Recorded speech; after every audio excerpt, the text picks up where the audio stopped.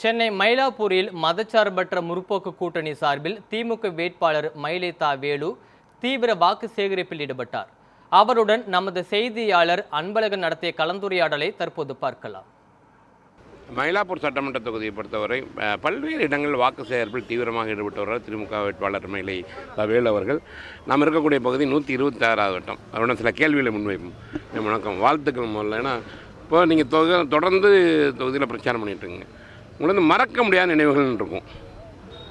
என்னென்ன சாதனைகள் உங்களுக்கு சொல்கிற மாதிரி என்ன இருக்குது? இந்த இடத்துல வரும்பொழுது உங்களுக்கு என்ன தோணுது? இங்கெல்லாம் பாழடைஞ்சு வீடாக இருந்துச்சு. கடந்த ஆட்சி காலத்தில் இடிச்சிட்டு போயிட்டாங்க. ஒரு முன்னேற்றமும் இல்லை. நாங்கள் வந்த பிறகு அதை துரிதப்படுத்தி இன்றைக்கு பார்த்திங்கன்னா மக்கள் மகிழ்ச்சியாக குடியேறி இருக்கிறார்கள். இது போன்ற நிறைய திட்டங்கள் முடிவுற்று இருக்கிறது. இன்றைக்கி அது தெரியாமல் நிறைய பேர் வீடு கட்டி தரலன்னு ஒரே கத்திட்டு இருக்காங்க. இதெல்லாம் சாட்சி. அதனால் அவங்க களத்துக்கு இறங்கி இது போன்ற இடங்களில் உள்ளே பார்த்து இவ்வளோ நல்லா கட்டியிருக்காங்கன்னு வெளியில் போய் சொல்லணும். இதுதான் என்னுடைய விருப்பம்.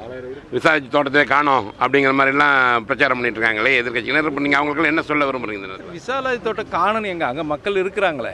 மக்கள் இல்லைன்னா பரவாயில்ல. எங்களுடைய குறிக்கோள் மக்களுடைய ஆலோசனைகளை பெற்று அவர்கள் விருப்பத்திற்கு ஏற்ப மட்டும்தான் கட்டித்தர முடியும். இல்லைனா அவங்கள அகற்றி விட்டு வெளியேற்றி விட்டு நாங்கள் ஃபோர்ஸாக பண்ணக்கூடிய இதில் நம்முடைய முதல்வர் கிடையாது.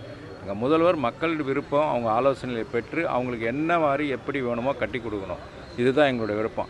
அந்த ஒரு டிலே தானே தவிர மற்றபடி இடிச்சிட்டு அங்கே எல்லாரையும் காலி பண்ணிவிட்டு அப்படியே கட்டாமல் இருக்கிறோன்னு ஏதாவது ஒரு திட்டத்தை காமிக்க சொல்லுங்கள்.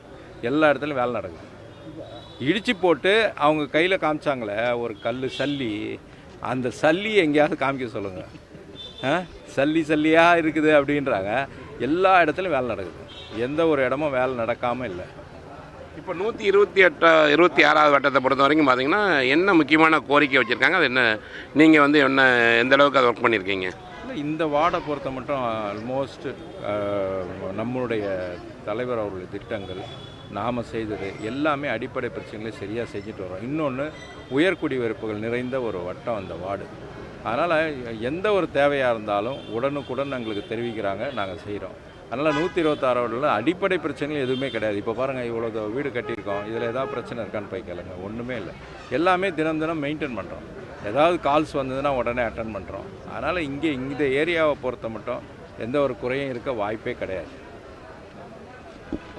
மயிலேத்தா வேலுவை பொறுத்த வரைக்கும் தாங்கள் செய்த சாதனைகளை சொல்லித்தான் வாக்கு சேகரிப்பில் தீவிரமாக ஈடுபட்டு வருகிறார். ஒளிப்ப சுந்தருடன் அன்பழகன்.